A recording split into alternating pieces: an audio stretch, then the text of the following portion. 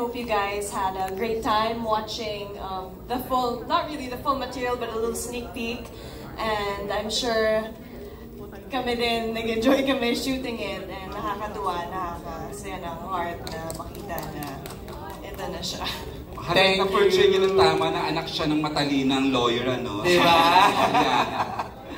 Perfect na perfect. Thank you, Ariana. And Ginoong Hidalgo 2024 ba? Tama ba?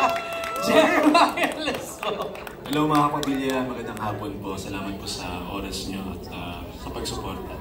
I keep on teasing Maya na hindi makakompleto yung press ko pag hindi siya naka-outfit ng ano niya eh. Nung Ginoong Hidalgo.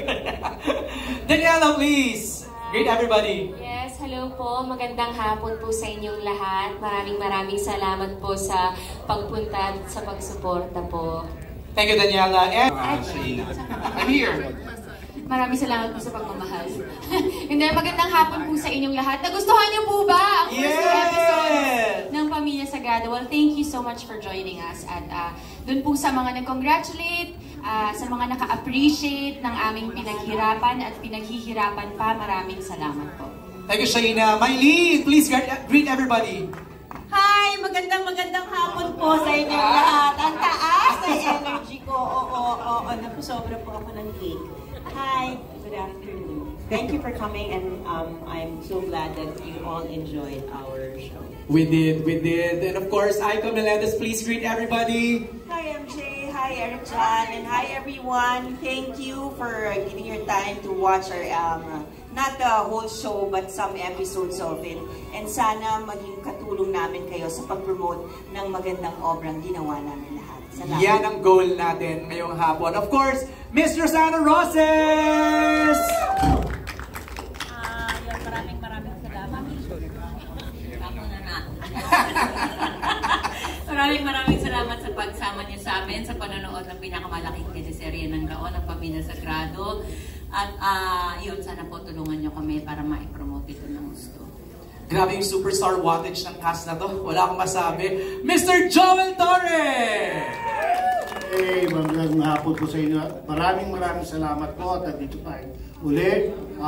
Napakaswerte po namin na nakasama kami sa isa sa pinakamalaking teleserye ngayong taon at pinakamaraming cast na salihan ko sa lahat ng teleserye na nagawa ko. Thank you very much. MJ, iba yung characterization niya dito. Iba eh. Mo, pero ano ba? Si Joel, congrats. Ang husay mo. Yan! Ang next, syempre, Volpe Cup awardee lang naman. The one and only, John Arcilla! Iba na naman ni John Arcilla dito. Yes, magandang hapon po and thank you so much for coming. Medyo nasa second week pa po yung drama ni Rizar. Puro pa sweet ka lang today. Puro pa sweet lang muna. But anyway, naniniwala ako na tama ang sinabi niyo, isa to sa pinakamalaking teleserye kasi nandito ang triple, quadruplets na mga mahuhusay na aktres, premyadong aktres sa Pilipinas. At ang tatlong mga original na heartthrob, si Joel, si Wayuso, at ako. And then yung talagang original naman, yung tatlo, yung si Violos, si Kylie, at saka si Gray. Saka si Gray. So, talaga lang namang ang gandang tingnan sa sa screen. Sumasabog. So, thank you so much po at sana ganun din ang naramdaman niya. Thank you, John. Maraming salamat. Ito, ayoko lumapit sa baston niya. Baka makampas din ako. Hindi mo nga alam kung siya dito di ba? Kuya Pip! Nakakatakot ka, Kuya Pip, dito. Ay, wala pala. Ito, mahal na mahal ko to si Kuya Pip. Mahal na mahal ko dito. Kaming dalawang heartthrob. Nagmamahalan. Anyway, nasabi na ulat, halos ng mga kasamahan ko. Kami nagpapasalamat dahil ang success po ng palabas na ito nasa sa inyong mga kamay. Ang aming request, pakalat niyo po sa mga kamag-anakan niyo, sa mga kaibigan niyo. Yung napanood niyo po ngayon, pangkiliti pa lang. Pangkiliti pa lang yan. Appetizer. Yes! Lintik po ang mangyayari sa mga susunod na episode. Kanya abangan niyo po ang tatlong heartthrob na malapit na tumingin ng mga puso. Hindi.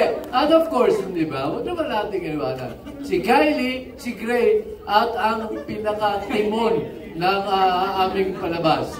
Nahaman ako, Kyle lang po, Kyle. si Kyle, si Gray, and of course, Mr. Piolo Pascual. Yan ang team namin. Thank you very much. Piolo, thank you for giving me the chance na maging bahagi ng palabas na ito. At sa aming mga direktor, nakita nyo naman yung isang direktor namin, no? Sa pagkakadi-4 pa lang. Panalo na. Anyway, Camila and all of our friends from the press, mga fans po, and the production, everyone's here. Mga director natin, mga boss natin sa Dreamscape, syempre nakita po natin si CVV po, nag-drop boy po kanina, and very thankful for everything. At nakita nyo naman po, I think, ang dami po mga kaibigan na nagsabi sa akin, this show talaga is next level na papanoorin po nila dahil yung mga themes niya is very, very broad and very personal at the same time. Parang kahit sino man panoorin mo ng show natin, may mapipick up po kayo. Nakita nyo naman kung bakit yung ensemble po natin super laki at lahat ng tao sa Pilipinas at sa buong mundo makaka-relate po sa mga tema natin. MJ, ang perfect niya sa role, no? Diba? I cannot imagine any other actor portraying Justin. Saka parang breath of fresh air sa prime time. Medyo matagal na hindi nakita. Yes, tama. Okay, we have now Kylie. Hindi ka mag-Kylie. Iba yung Kyle. Thank you, AJ. Hello po sa inyo lahat. Magandang gabi po sa inyo lahat. Ako po si Moises Malonzo, isang batang nangangarap para sa pamilya niya at gagawin po ang lahat para sa pamilya niya. Nakita niyo naman po yung connection namin tatlo ni Tatay, ni Ate Grace. Sobra po ako natutuwa. Sana po nag-enjoy din po kayo. Pero nai-imagine, nagsisink in na ba sa'yo, Kyle, na ito yung biggest project to date mo? Sa totoo lang po, nasishock pa rin po ako sa ngayon sa naging proyekto po, sa naging naging project natin na Pamilya Sagrado. I didn't think it was gonna be this big, and it's a dream come true po talaga para sa akin. At talaga nagpapasalamat po ako sa Dreamscape na talagang anak niyo po ako. Simula 12 years old pa lang po ata ako. Nasa inyo na po ako. So, I'm so blessed, so happy, and sana po nag-enjoy din po kayo. Thank you, Kyle. Actually, if I may share lang, the parents are here, si Tita Marie and Daddy Jose. Yes. Good afternoon, everyone. Thank you for joining us today, and I play the role of Rafael Sagrado. Thank you for coming to watch. I'm just really grateful ABS for giving us this project, and I'm just really happy to be part of this team. So sana resonate yung sa audience. We're gonna run for a couple of months, and sana samahan nyo kami sa aming journey na napaka-colorful, na napaka-complex. Maraming salamat po. Piolo? Such a big cast. Just to be part of this big cast, big ensemble. I was there. I was looking at everyone here. Parang sabi ko, napaka-swerte naman na maging parte ng isang napakalaking production. It's just nice to be part of something so big, something so grand, and something so meaningful. So yun na, nakaka-humble ba? Nice. Jay, yes.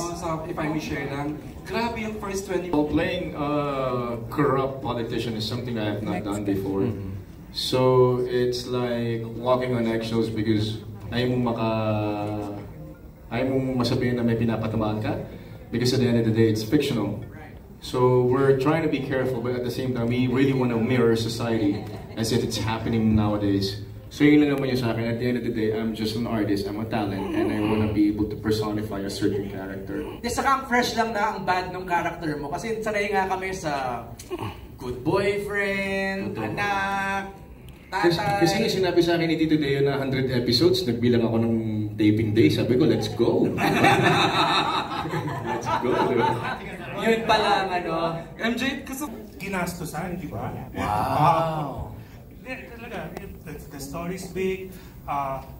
Yung tinatouch na subject is big, inspired by, what's happening or experiences natin. And as you said, meron kang question. No, kay Joel kasi, ang gusto ko malaman. Fraternity, world ng politics, world ng masa, ng college, ang dami-daming worlds na pinagsama-sama para mabuo itong kwentong to. So, hindi ko nga, na-overwhelmed na ako, napanood ko sa sinehan.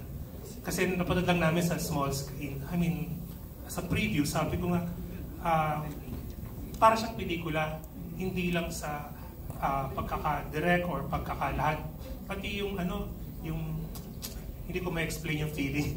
I'm still overwhelmed, di ba? Yung minsan kasi pag nanonood ka ng teleserye, pag pinanood sa sinihan, parang magnified ng sobra. Oo, ito pang sinihan. Actually, MJ, it's a Joel Mercado writing. Talagang ansam. Isa sa, ayan, malinaw ang characterization ni Joel.